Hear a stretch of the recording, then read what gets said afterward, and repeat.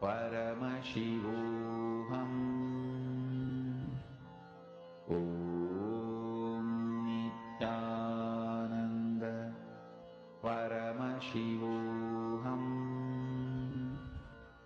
Om Nityananda Paramashivoham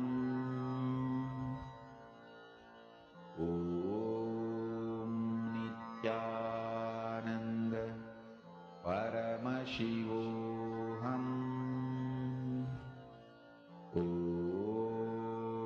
Nityananda Paramashivoham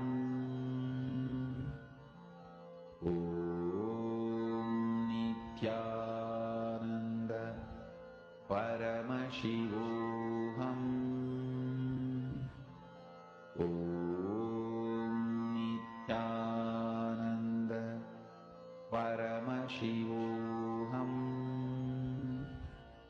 Om Nityananda Paramashivoham Om Nityananda Paramashivoham Om Nityananda Paramashivoham Om Nityananda Paramashivoham Om Nityananda Paramashivoham Om Nanda Paramashivoham Om Nityananda Paramashivoham Om Nityananda Paramashivoham Om Nityananda Paramashivoham Om Nityananda Paramashivoham Om Nityananda Paramashivoham Om Nityananda Paramashivoham Om Nityananda Paramashivoham Om Nityananda Paramashivoham Om Nityananda Paramashivoham Om Nityananda Paramashivoham Om Nityananda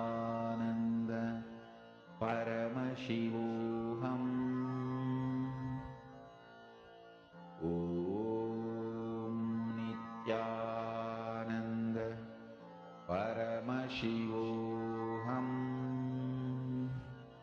Om Nityananda Paramashivoham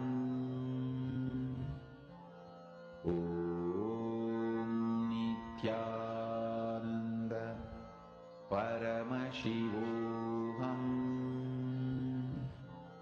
Om Nityananda Paramashivoham